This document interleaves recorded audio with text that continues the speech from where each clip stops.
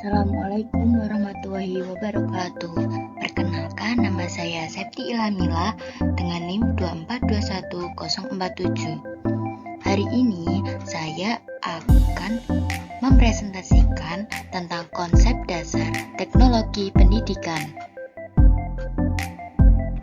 dengan dosen pengampu mata kuliah yaitu Bapak Dr. Faila Sufadli MSI. Dan materi pertama yaitu pengertian teknologi pendidikan. Teknologi adalah keseluruhan sarana untuk menyediakan barang-barang yang diperlukan bagi kelangsungan dan kenyamanan hidup manusia. Secara umum, teknologi dapat didefinisikan sebagai entitas, benda maupun tidak benda yang diciptakan secara terpadu melalui perbuatan dan pemikiran untuk mencapai suatu nilai. Dalam penggunaan ini, teknologi merujuk pada alat dan mesin yang dapat digunakan untuk menyelesaikan masalah-masalah di dunia nyata. Ia adalah istilah yang mencakup banyak hal, dapat juga meliputi alat-alat sederhana seperti linggis atau sendok, kayu, atau mesin-mesin yang rumit, seperti stasiun luar angkasa atau mempercepat partikel. Menurut Commission on Instructional Technology, teknologi adalah suatu cara yang sistematis dalam mendesain, melaksanakan, dan mengevaluasi proses keseluruhan dari belajar dan pembelajaran dalam bentuk tujuan pembelajaran yang spesifik. Berdasarkan penelitian dalam teori belajar dan komunikasi pada manusia dan menggunakan kombinasi sumber-sumber belajar dari manusia maupun non-manusia untuk membuat pembelajaran lebih efektif. Perbedaan teknologi sebagai konsep dan praktik. Yang pertama, teori atau konsep. Perspektif teoritisme ini dikelompokkan ke dalam 3 aliran teori atau kerangka filosofis utama, yaitu behaviorisme, kognitivisme, dan konstruktivisme. Yang pertama ada behaviorisme. Banyak psikolog menggunakan hasil ini untuk mengembangkan teori pembelajaran manusia. Tetapi, pendidik modern umumnya melihat behaviorisme sebagai salah satu aspek dari sintesis holistik. Pengajaran dalam behaviorisme telah dikaitkan dengan pelatihan, penekanan eksperimen pembelajaran hewan. Yang kedua, kognitivisme. Sementara mempertahankan kerangka empiris behaviorisme, psikolog kognitif teori melihat melampaui perilaku untuk menjelaskan pembelajaran berbasis otak dengan mempertimbangkan bagaimana memori manusia bekerja untuk mempromosikan pembelajaran. Ini mengacu pada belajar sebagai semua proses di mana input sensorik diubah, dikurangi, diuraikan, disimpan, dipulihkan, dan digunakan oleh pikiran manusia.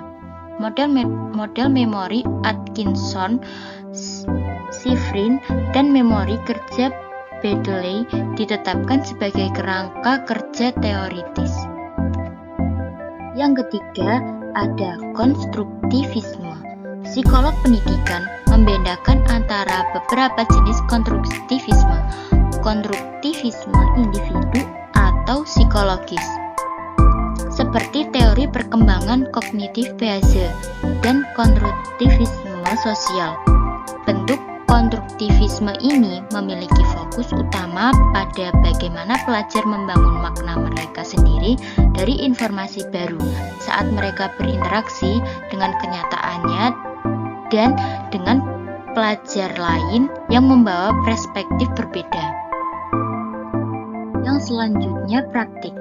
E-learning dapat membantu atau menggantikan pendekatan pembelajaran dan pengajaran lainnya bervariasi, mulai dari tidak ada hingga sepenuhnya online pembelajaran jarak jauh. Berbagai istilah deskripsi telah digunakan atau agak tidak konsisten untuk mengkategorikan sejauh mana teknologi digunakan. Misalnya, pembelajaran hibrid atau pembelajaran campuran.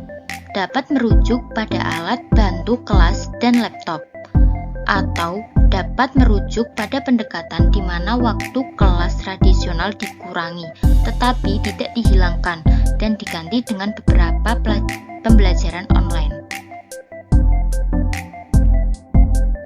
Yang pertama ada sinkronus dan asinkronus. Pembelajaran sinkronus mengacu pada pertukaran ide dan informasi dengan salah satu atau lebih peserta selama periode yang sama.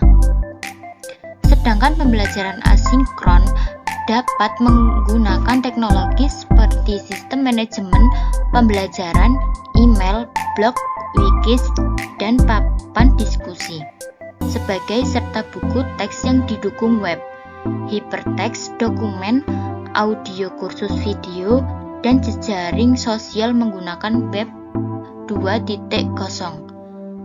Pada tingkat pendidikan profesional, pelatihan dapat mencakup ruang operasi virtual. Yang kedua ada pembelajaran linier. Pelatihan berbasis komputer atau CBT mengacu pada kegiatan belajar mandiri yang disampaikan pada komputer atau perangkat genggam seperti tablet atau smartphone. CBT awalnya mengirimkan konten melalui CD-ROM dan biasanya menyajikan konten secara linier, seperti membaca buku atau manual online. Yang ketiga ada pembelajaran kolaboratif. Pembelajaran kolaboratif yang didukung komputer atau CSCL menggunakan metode instruksional yang dirancang untuk mendorong atau mengharuskan siswa bekerja sama dalam tugas belajar, memungkinkan pembelajaran sosial. CSCL mirip dalam konsep dengan terminologi e-learning 2.0 dan pembelajaran kolaboratif jaringan atau NCL. Cukup sekian presentasi dari saya, semoga bermanfaat. Kurang lebihnya mohon maaf. Wassalamualaikum warahmatullahi wabarakatuh. Terima kasih.